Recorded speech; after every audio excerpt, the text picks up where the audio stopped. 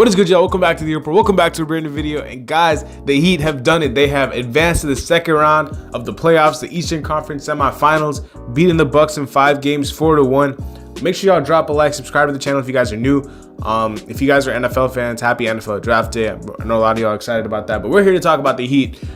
So make sure y'all stick around till the end of the video. Like I said, leave a like, subscribe, comment down below, turn on post notifications, and subscribe to my second channel and my Twitter, which will be in the description. Without further ado, man, let's get right into it. We're here to talk about Miami, and we're here to talk about how the Heat, against all odds, came into Milwaukee as 11-point underdogs and beat the Bucks. They beat the Bucks, man. It was honestly something that one of the best games I've ever witnessed as a Heat fan, as far as, you know, how happy I felt after, because for a lot of this game, especially in the third quarter, the second quarter, we were down and almost out. Like in the third, we were down by 16, and it, like last game, in the fourth, man, we slowly started chipping away, and then Jimmy entered, and bam, the rest was history. No pun intended. Shout out to Bam though for the triple double. But yeah, man, we're here to talk about this game. A lot of guys contributed, and obviously we're on to the second round now. First of all, shout out to the Bucks fans. You know, I know it's been back and forth with us for a while now, but it's all fun and, you know, fun and banter. It's nothing serious, nothing personal. You know, you guys have a great team over there, and, you know, hopefully we get to play all again sometime. It was a really fun series, but we're here to talk about us, and we're here to talk about how Jimmy Butler put us on his back once again, and flat out did everything possible for us to win this game. Now, obviously, it was very, very difficult for us to win after the Bucks went up by 4 with like 10 seconds remaining. However, Gabe Vincent hit a 3, which was a huge 3. I don't even want to. I mean, first of all, shout out to Gabe Vincent, man. I've been criticizing him for the past 2 games for not playing well. I mean, he came out and he read the tweets, he saw the video, hopefully, and he came out and he absolutely went crazy. Playoff career high of 22, and he hit that big 3. That big 3 should not go overstated, because Jimmy's 2, obviously, to tie the game and send it to OT was crazy impressive, but Gabe Vincent's 3 before that gave us a chance. So shout out to Gabe for hitting that pull-up 3, and then still then it was still a 1-point game in the Bucks' favor with 6 seconds remaining, and they inbounded the ball, and Drew passed it to Middleton, but unfortunately it was out of Middleton's reach, and Lowry stole the ball. First of all, atrocious call by the refs. There was no way that was a foul on Kyle, but obviously we used our challenge and we were successful. But that should have been our ball. It shouldn't have been a jump ball. But even so, it was a jump ball. The Bucks won it. The Bucks won the tip, and Giannis, gosh, bro. I mean, as a neutral fan, or even as a Bucks fan, you'd be pissed, because Giannis had the ball and he just got rid of it in like 2 seconds, like without even seeing where he was throwing it to. He just wanted nothing to do with that ball, so he just threw it away somewhere. And luckily for them, Middleton saved it, and Holiday was able to get to the free throw line. He only made 1, which is why we had a chance to tie the game, and that's where Jimmy buckets, man. He came in clutch again tonight. That lob play, I'm pretty sure we ran that same play in a summer league game. Tyler Johnson, shout out to Tyler Johnson. He caught that lob. I don't know who passed it. This was like in 2015 or something. We ran that exact play. If y'all know what I'm talking about, you guys will understand. If you don't, well, this is just me rambling right now. But yeah, besides that, we ran that same play, and Jimmy Butler, maybe a little push, but who cares, man? It's the playoffs. You let him play. And you know, obviously that's karma for what the refs were doing to us the whole game. Like, obviously, like, they shot 45 free throws to our 17. First of all, Middleton's 2 free throws before Gabe Vincent's 3 was absolutely nonsensical. There's no way that was a foul on Kevin Love, but it's whatever. We won the game in the end anyway, but the refs had to be better. But yeah, Jimmy, man, Jimmy flat out went crazy. He had his imprints all over this game. Now, obviously, it was not 56, but it was 42, which people will be like, oh my God, 42, 42, 40. Like, 42 is crazy, dog. Like 42, 8 and 4 with elite defense, and he was talking trash to Drew Holiday the whole time. He was like, you can't guard me, on your head. I own you, this, that. Like, bro, Drew Holiday got absolutely sunned this whole series by Jimmy Butler. And if you want to look at Jimmy Butler's shooting splits the whole series, like, I have it pulled up right now, man. He shot 57% on Holiday, 86% on Giannis, and 50% on Middleton. And then for people who think Wesley Matthews did a really good job on him, he shot 50% on Wesley Matthews as well. 67% on Jay Crowder. Like, these are all elite defenders that he shot over 50% on. 63 on Brook Lopez, 86 on Bobby Portis.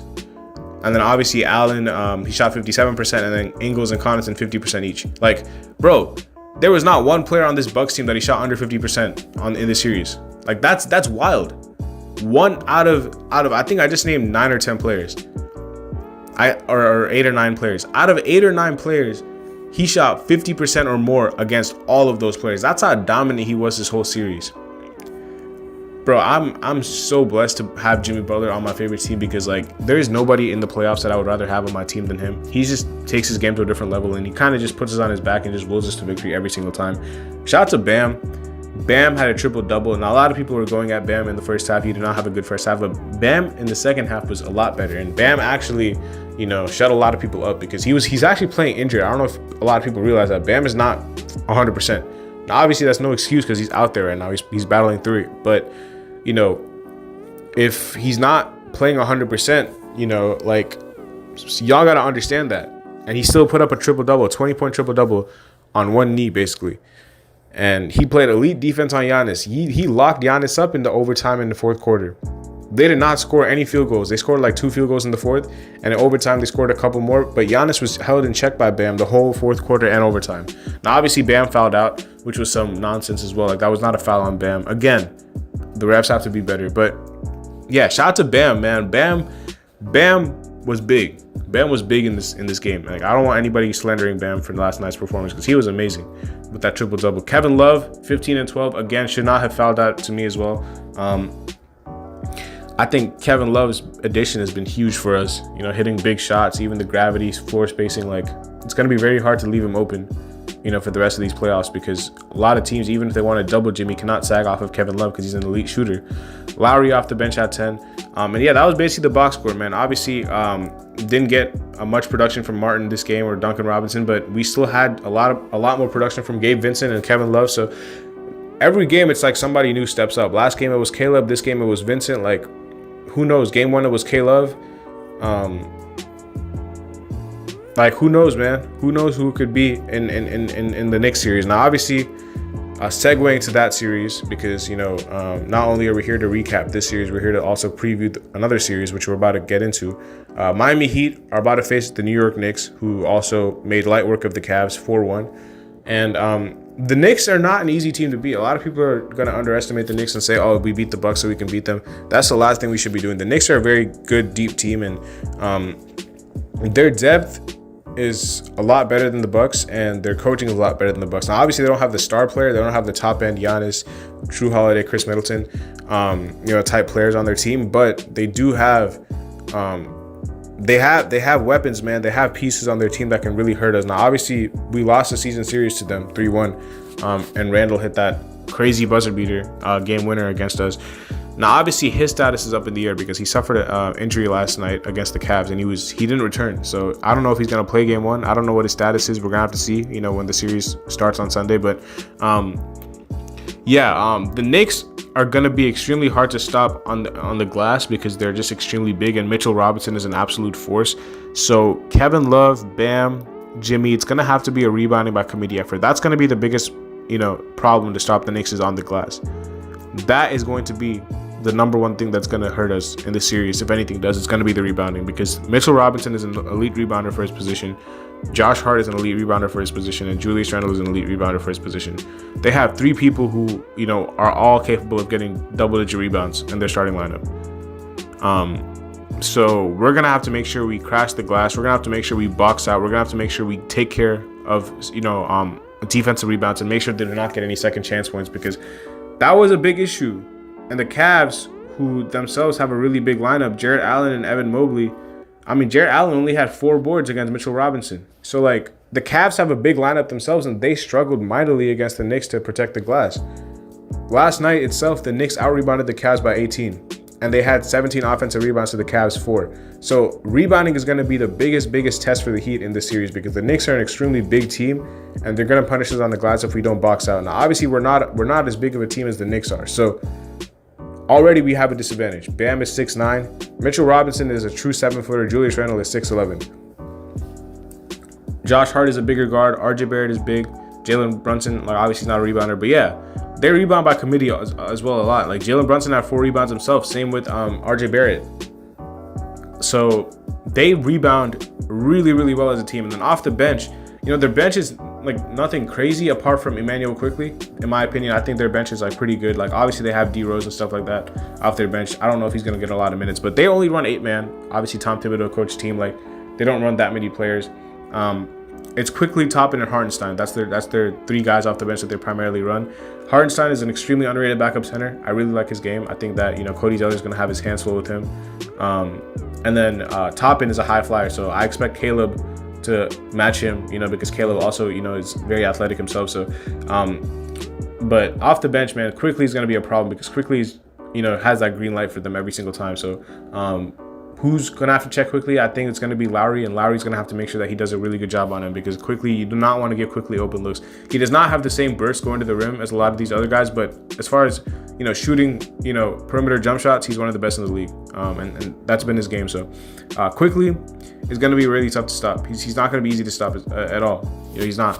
And then obviously at the top, RJ Barrett, Julius Randle, Jalen Brunson, Josh Hart, Mitchell Robinson. That's a really good starting lineup. Really good starting lineup. Like Brunson, we all know has been playing at an all-star level all season. He's going to be extremely hard to check. Now, obviously defensive matches are going to vary. I'm not really sure who's going to check who right now. Off the top of my head, I would say Bam goes on Randall and Love goes on Mitchell Robinson. That's going to be tough for Kevin Love because he's going to have to make sure he battles on the glass. Jimmy, I think Jimmy's going to take the what's it called? I think Jimmy's going to take the Jalen Brunson assignment, and they're going to put Gabe Vincent on RJ Barrett like they did with Middleton, and Jimmy was on Holiday. I think they're going to do that, and I think they're going to have Strus on Josh Hart.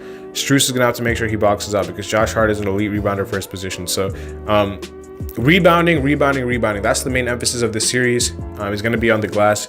Apart from that, the Knicks are not like some crazy 3-point shooting team. They don't really have the offensive weapons. Their defense is really stifling, though. I do have to give them that. Their defense is really, really nice, and they held the Cavs to like under 90 points like multiple times a series. Like they have a really good defense.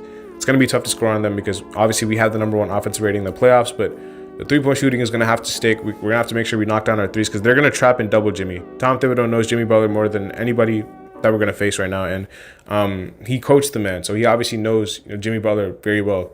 I'm sure he's going to try to have some game plan. Obviously, Jimmy, there's no really game plan that works against him, but the Knicks are going to, after watching what Jimmy did to the Bucks, they're going to make some adjustments, and he's not Budenholzer. He's not going to just sit and just watch the game and just not do anything. He's going to make adjustments, and we're going to have to, it's going to be a chess match because obviously Spo and Thibs have gone at it, in the past, with the Bulls and the Heat and all that stuff. Like, yeah, I expect Thibs to have something up his sleeve for Jimmy, so other guys are going to have to step up. It's going to have to be a big series from Bam and Kyle Lowry. If Bam can get Mitchell Robinson into foul trouble, that's going to be huge because he does tend to foul a lot. So, yeah, man, Randall's status is obviously up in the air. We're going to see what happens. But I'm very excited for the series.